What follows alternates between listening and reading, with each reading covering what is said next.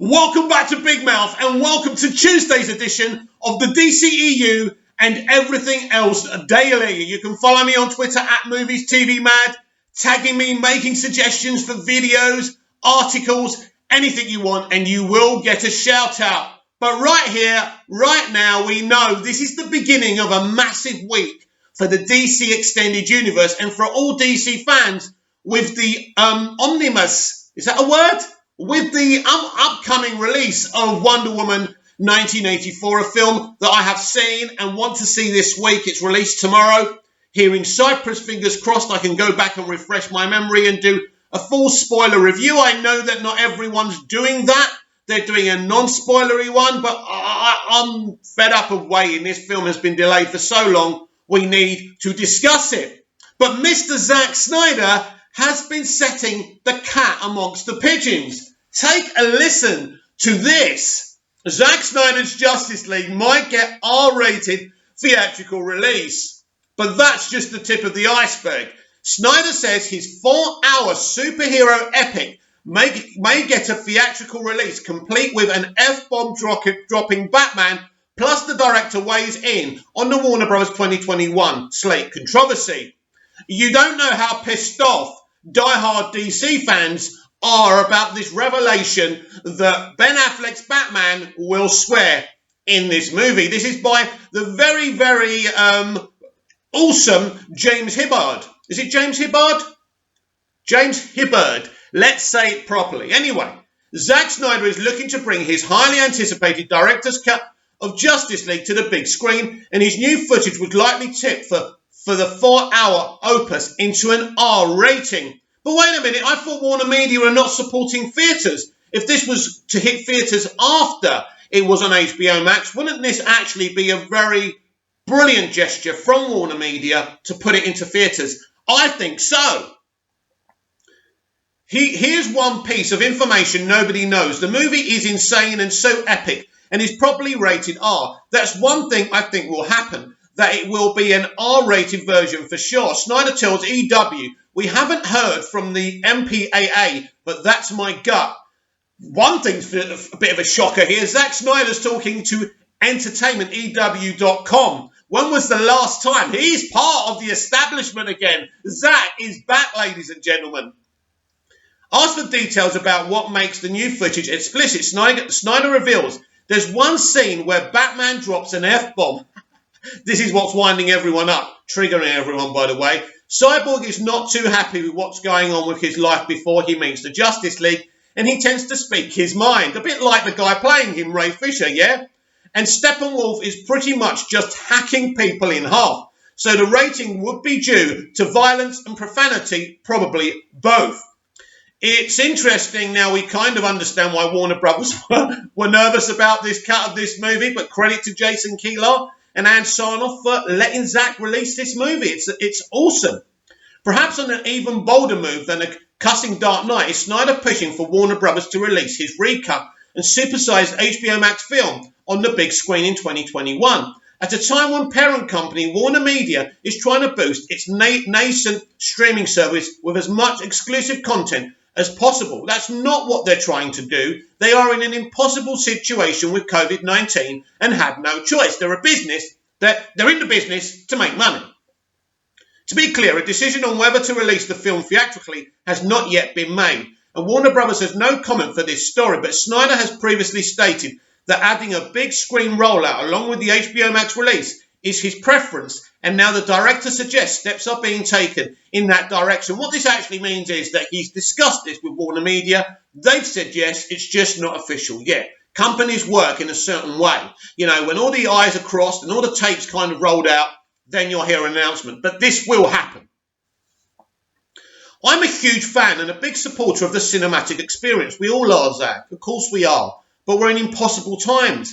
And we're already talking about Justice League playing theatrically at the same time. It's coming to HBO Max, Snyder says. So weirdly, it's the reverse of the trend. Now, this is very, very interesting because I just said a minute ago, after it's on HBO Max, but these people are looking to release it at the same time. This is what they're doing next year.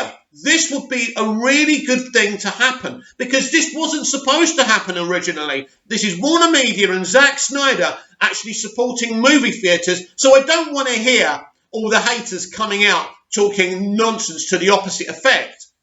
Warner Brothers is releasing every film on its 2021 slate on HBO Max at the same time as their theatrical release, a move that's drawn considerable criticism from filmmakers such as Christopher Nolan, Judd Apatow. Go away. I tell you what, you're millionaires, right? Judd, right? Why don't you invest? Why don't you buy the movie theatres? Where did Snyder land on this polarising issue? It felt like a pretty bold move, and that maybe the implication wasn't 100% thought out, he says. Wow, that's very bold of you to say, Zach. I feel like there's a lot of people panicking during COVID. I hope that in the end, that's what this was, some sort of knee-jerk to COVID and not some sort of greater move to disrupt the theatrical experience. It's not, Zach. It's not.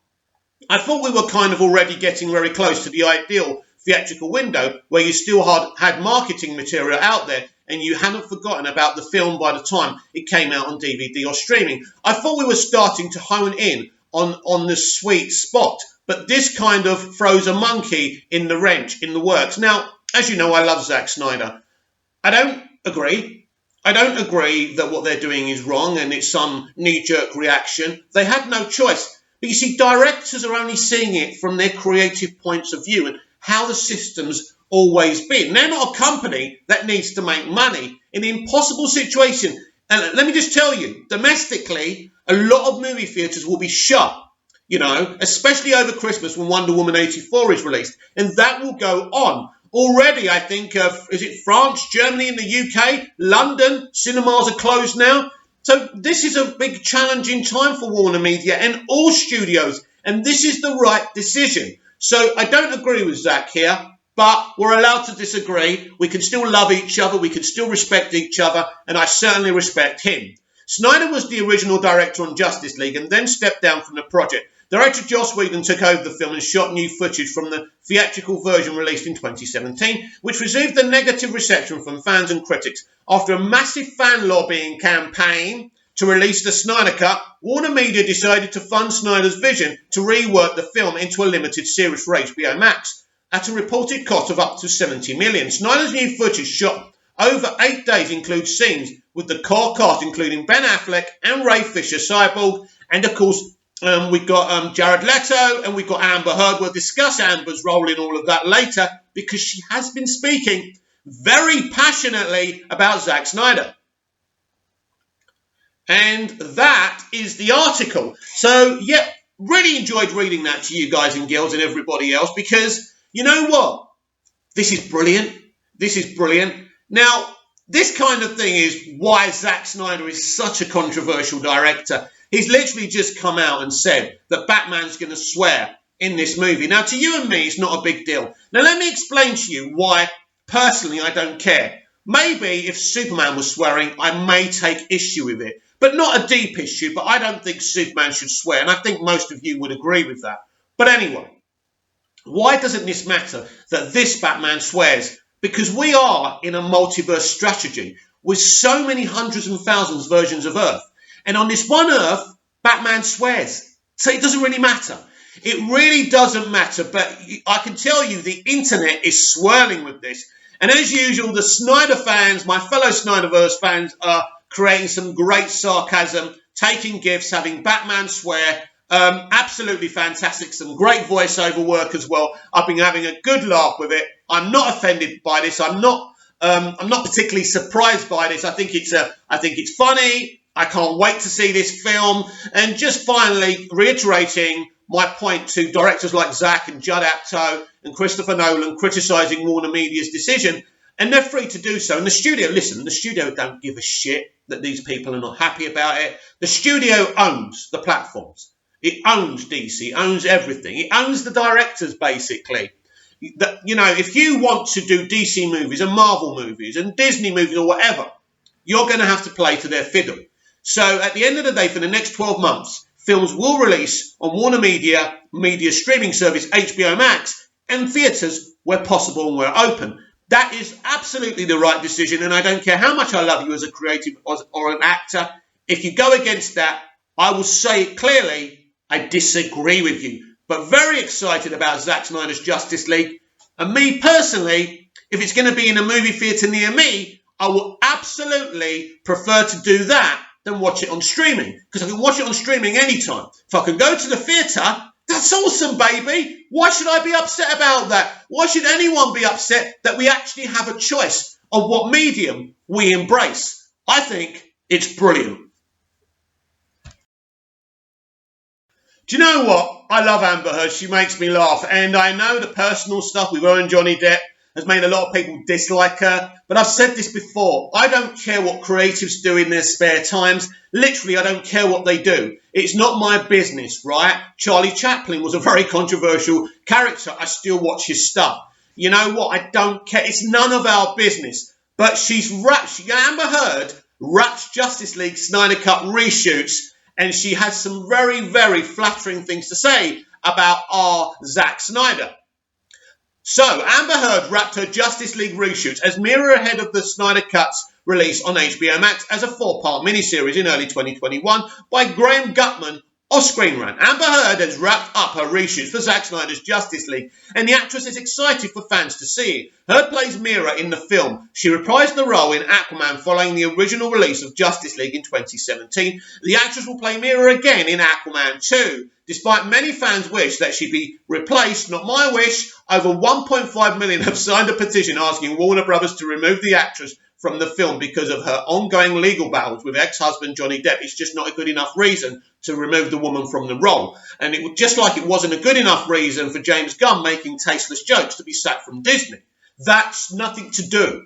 If, Joss Whedon was abusing people on set, that's directly to do with his work in the industry. He deserves never to work in the industry again. That's different. But targeting Amber for this is so unfair. Just like it's unfair that Johnny Depp won't be playing Grindelwald anymore in the Fantastic Beasts franchise. That's wrong as well. But we've also heard that Johnny tried to get her sacked as Mira, which again is very wrong. Heard's role in Justice League was relatively minor, with the actress making a brief appearance when Jason Momoa's Aquaman went to Atlantis to retrieve one of the mother boxes. Heard's role in Aquaman was substantially larger, and her role in Aquaman 2 is expected to be prominent as well. Fans will get to see her again in Snyder's cut of Justice League, expected to hit HBO Max as a 4-part miniseries in the first half of 2021. Aquaman 2 is currently slated for a December 2022 release.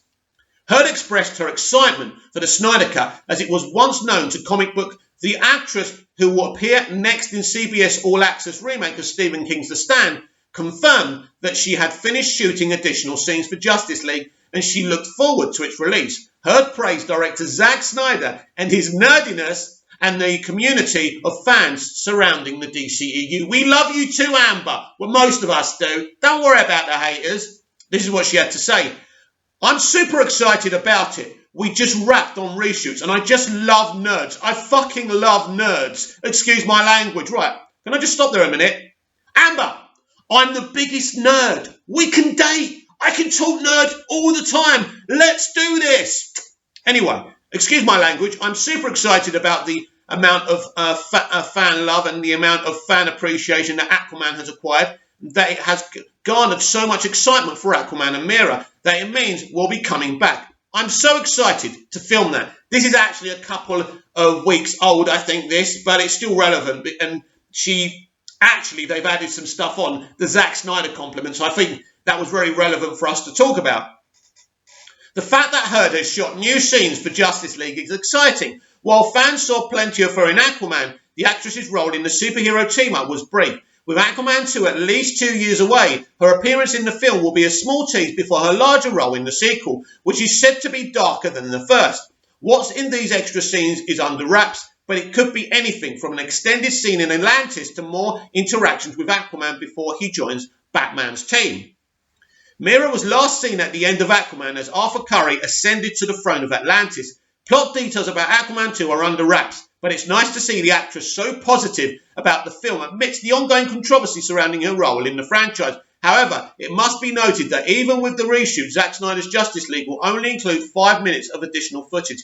Doesn't matter, we've got 4 hours of this baby. Still, there's plenty of original footage that Snyder shot that wasn't included in Joss Whedon's cut, leaving the door open for Mira's reappearance, as brief as it may be. Yeah, I'm really happy that she was one of the people doing additional scenes. So shall I tell you why? Because I like her in Justice League, but again, very rushed. Very rushed.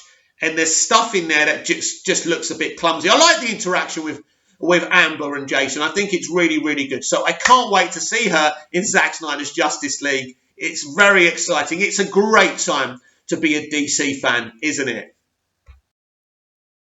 I have some Black Adam casting news for you, and if you're an obsessive DC fan, you already know this, but for those of you who don't, here it is. This is by Rick Stevenson of Screen Rant. Black Adam movie casts Justice Society superhero Cyclone. Quintessa Swindell, star of Netflix Trinkets, she's really good in that by the way, has officially been cast to play the superhero Cyclone alongside Dwayne Johnson in Black Adam.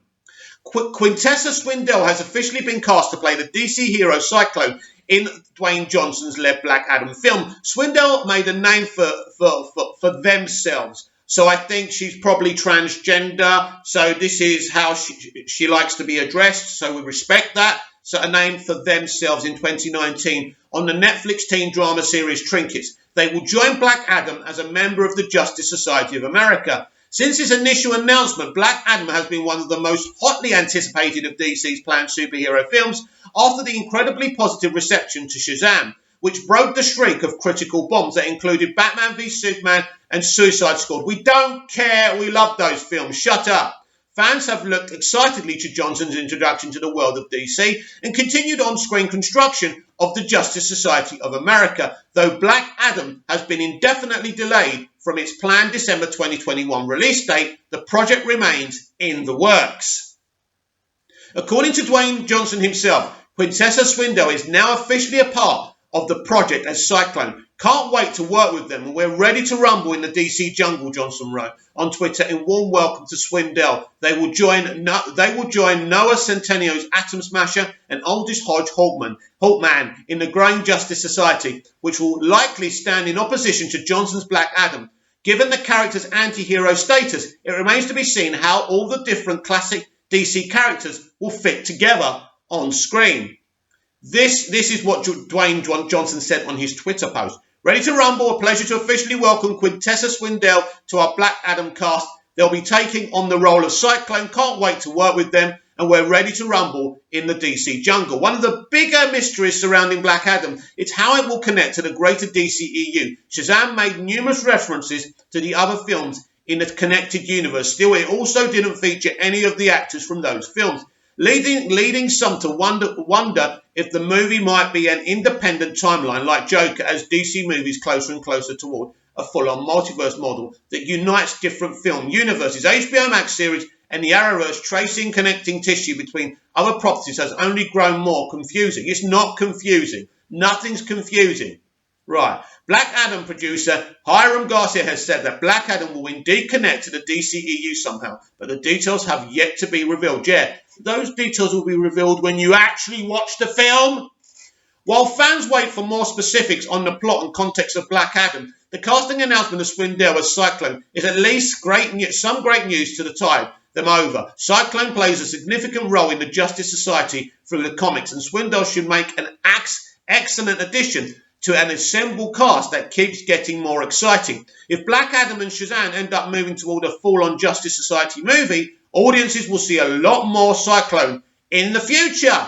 So yeah, that's a bit of casting news for you. I'm very excited for Swindell. I'm excited to see what their character is. And so really, really pumped for Black Adam. I just need a release date so we know when we're actually going to see that film. Yet another revelation from Patty Jenkins yesterday was that Wonder Woman 84 could have been a longer movie. I would have loved to have seen a 3-hour epic. But, Patty, give us a director's cut with the release on hard copy when you release it. I'd love that. Patty Jenkins reveals Wonder Woman 1984 could have been longer by Rachel Labanotti. While already clocking in at an impressive 2.5 hours, director Patty Jenkins reveals Wonder Woman 1984 was once even longer.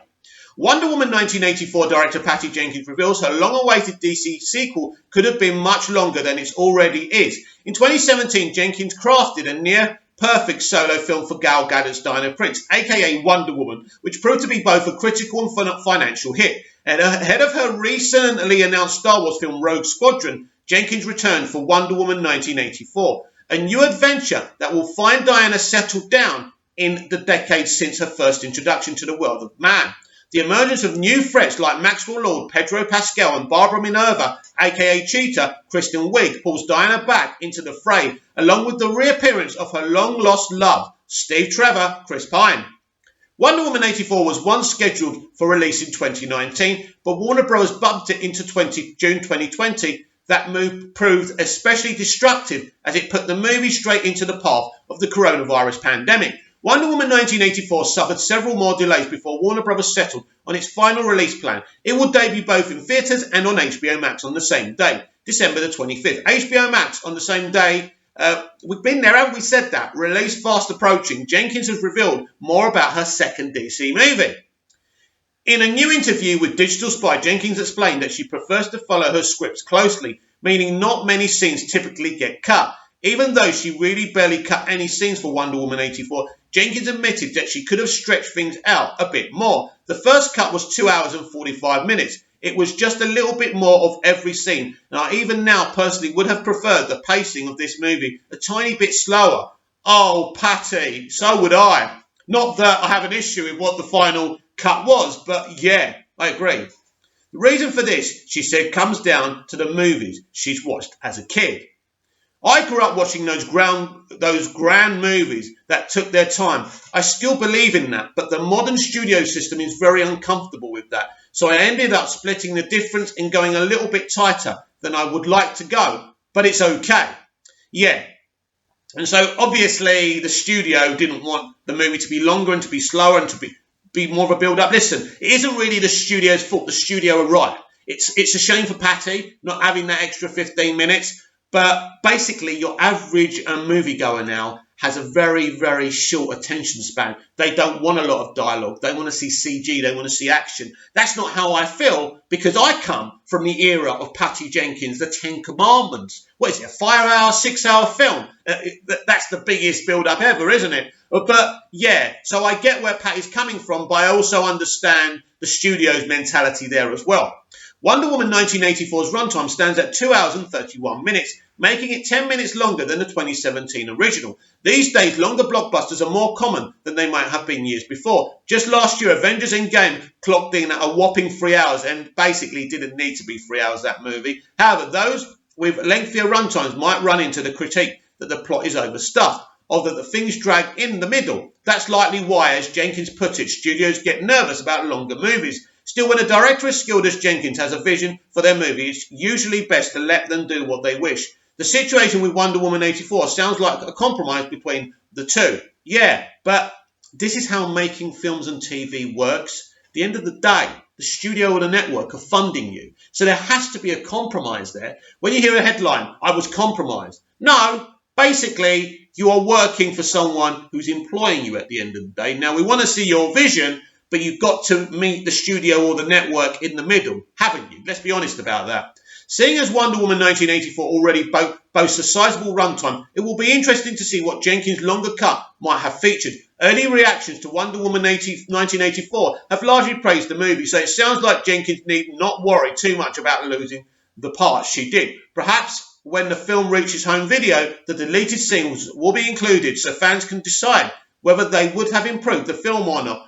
I mean, listen, you know me as Superman Returns and the Return to Krypton sequence. I thought that was fucking outrageous that they cut that. But probably with this, it's not a big deal. She's just being a bit open and honest about the process of making this movie. I can't wait for all of you to see this. Don't forget today, and I don't know if this video would have gone out before or after the virtual red carpet event. Zack Snyder, Patty Jenkins, Gal Gadot. Very exciting over on Fandom, DCFandom.com. I will be there watching it and we'll discuss it on tomorrow's DCEU and everything else daily. I can promise you that. and welcome to the Everything Else portion of the DCEU and Everything Else Daily, and we are starting with a real juicy one. Spider-Man 3, William Dafoe and Thomas Hayden Church negotiating a return in mind-blowing sequel exclusive. Now, I love Tobey Maguire's era of Spider-Man. It's my favourite live-action Spider-Man.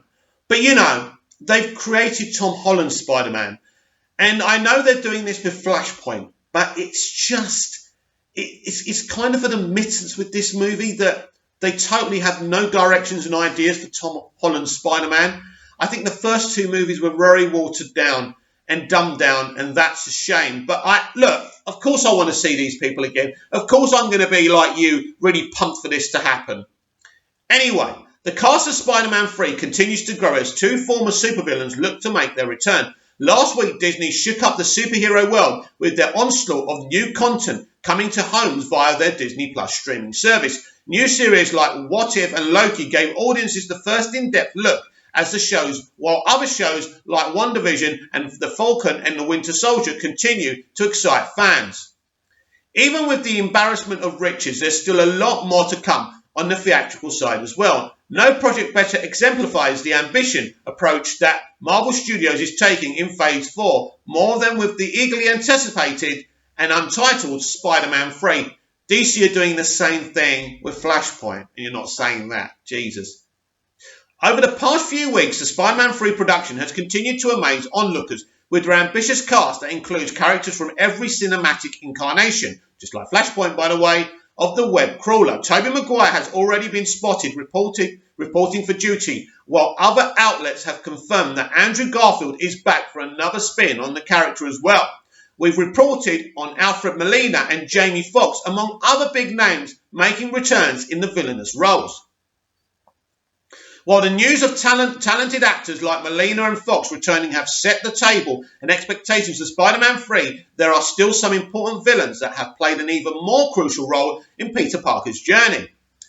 Previously, Fandom Wire reported that the Green Goblin character is intended to return in the sequel. It seems that they were onto something, as William Dafoe and Thomas Hayden Church are both attached to return to the project as well. According to our source, their deals are still being finalised, but they are indeed a part of the Spider-Man 3 master plan. Unfortunately, we were unable to get any info on the size of their appearances. However, judging by the size of the cast, it's hard to imagine them being huge. This could be just a bunch of cameos, and if it is just a bunch of cameos, isn't that kind of pointless? Great to see them, but pointless.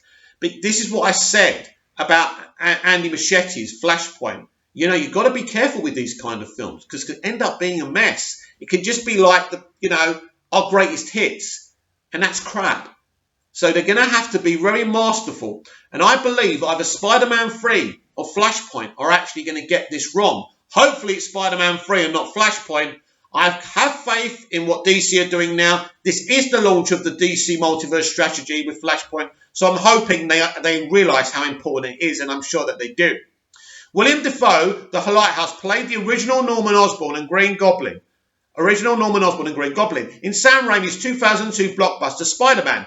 In that film, he was both a father figure and the first major supervillain that Tobey Maguire's Spider-Man faced. Dafoe's duplicitous performance far outshined the cartoony design of his Green Goblin. So, oh, shut up. And his schizophrenic monologue into a mirror is still remembered to this day. Thomas Hayden Church, the peanut butter Falcon, appeared in 2008 Spider-Man 3 as the hapless criminal Flint Marko, who would go on to become the Sandman. The Sand-based enemy was defeated as well in that film. However, the villain is one of the more memorable opponents in Spider-Man's vast comic book rogues gallery. Additionally, the Sandman's power set, if used in the sequel, offers a fun visual and a unique gimmick for screenwriters. Much like with Jamie Foxx's Electro, Spider-Man 3 offers a unique opportunity not only to bring back world-class actors and fan-favourite characters from the comics, but also the redesign and reimagine these villains. Perhaps we could even get to see the original design for the Green Goblin that never made it to set. It's unclear what direction director John Watts and studio head Kevin Feige will be taking with the new film, but the possibilities to continue growing along with the MCU fans' excitement. Well, it's exciting. I like William Dafoe and I like Thomas Hayden Church. I actually liked his performance as Sandman and Flint Marko in Spider-Man 3. I know a lot of people don't like that film. I think it's okay. So it's exciting. But this is really sudden. To me, it seems like this film wasn't going to be this kind of greatest hits thing. It's like they're reacting to Flashpoint. Comments down below. Let me know if you agree with that or disagree with it, whatever the case may be.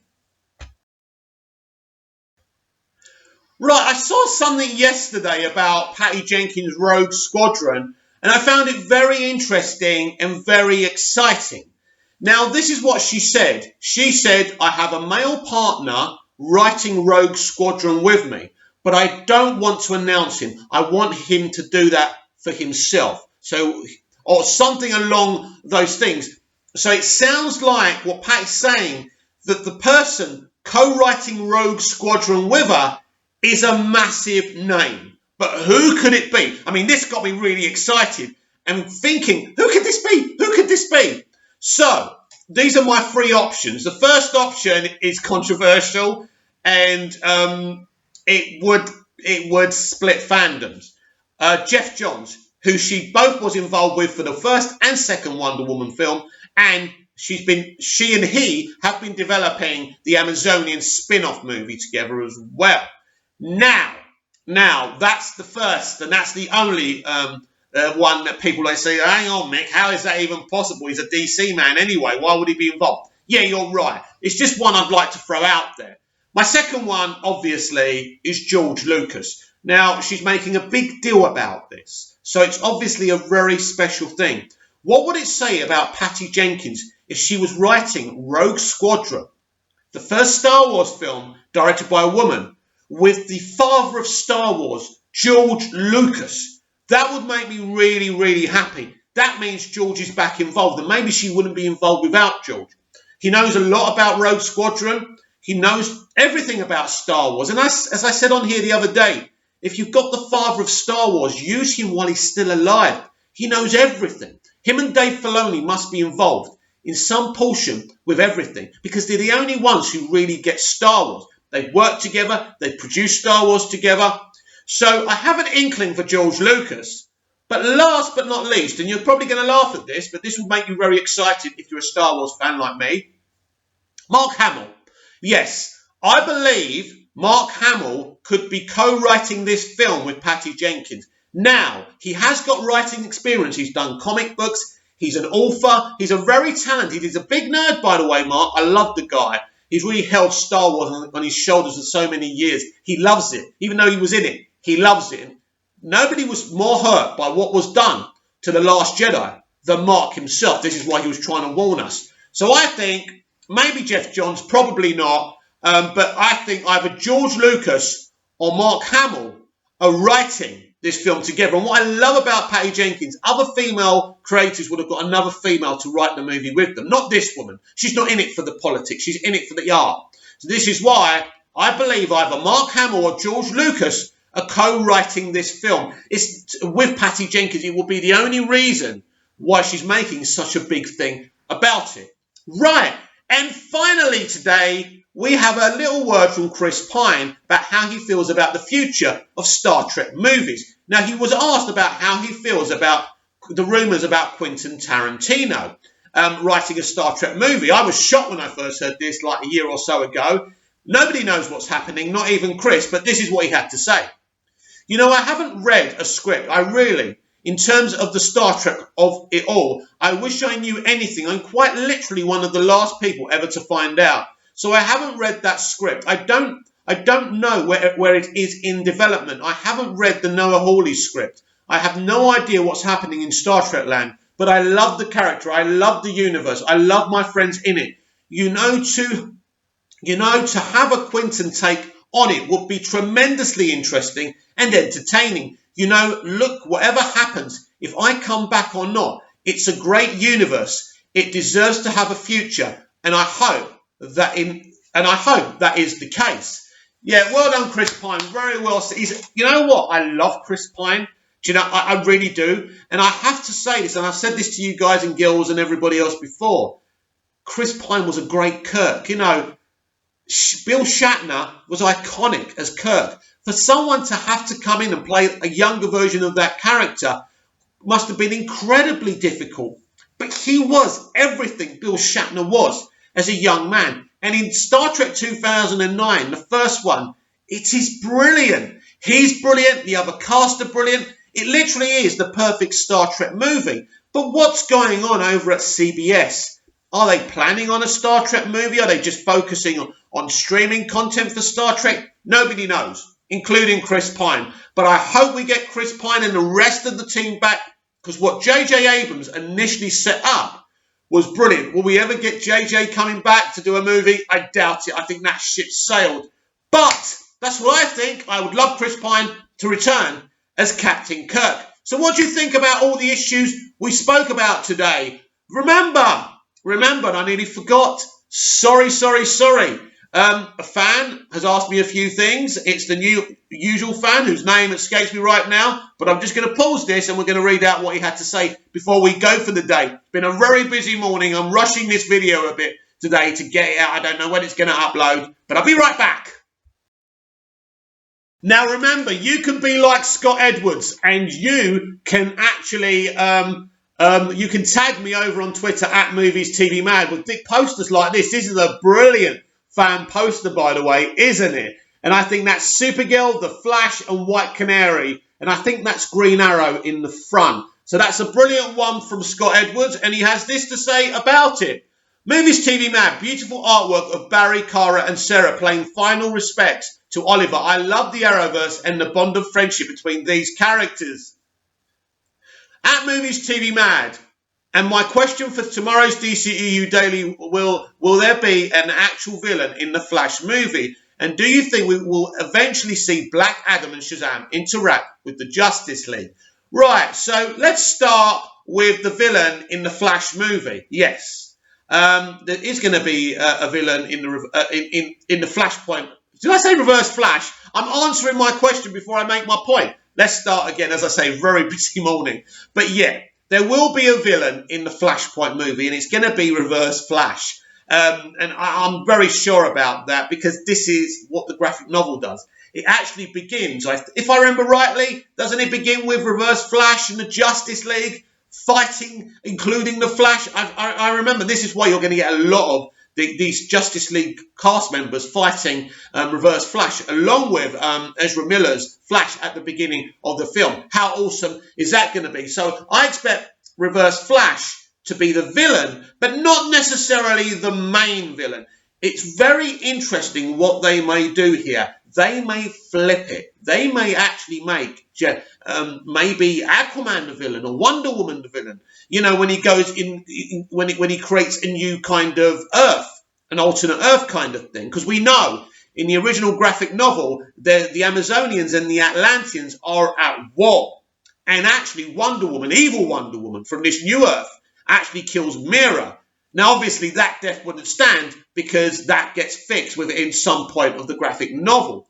So I don't know who the main villain is. I think this film doesn't necessarily have a main villain, but it has 3 or 4 iconic villains in it. Look, I can't wait for this film, Scott. I'm so excited. Now, his last question, and do you think we will eventually see Black Adam and Shazam interact with the Justice League? Well, I do. But you're going to have to be patient. I think we will see Black Adam and Shazam interact. I believe. Now, this is interesting, actually, Scott, saying that there are so many plans within this multiverse strategy. What's going to happen to the Justice League from Zack Snyder's Justice League? Are they just going to stay in their corner? It's a bit complicated right now. We don't actually know what they're planning. You know, J.J. Abrams could be planning his own Justice League, which could involve Shazam. You know, Zachary Levi's Shazam and Black Adam. But more likely, somehow, what they'll do is they'll centralise the Justice League we know and they'll expand on it. So, yes, I do expect more crossovers and I do expect Black Adam and Shazam to interact with the Justice League. So I hope that answered everything you needed answering, Scott Edwards. And sorry that I nearly forgot about you. Really busy day. But, be back to normal tomorrow, right on schedule. I do not know what time around the world you will see this video, But thank you very much for watching. Comment down below, like, share and subscribe. Let everyone know about the channel, and I'll be back tomorrow with even more DCEU and everything else daily. See you again soon.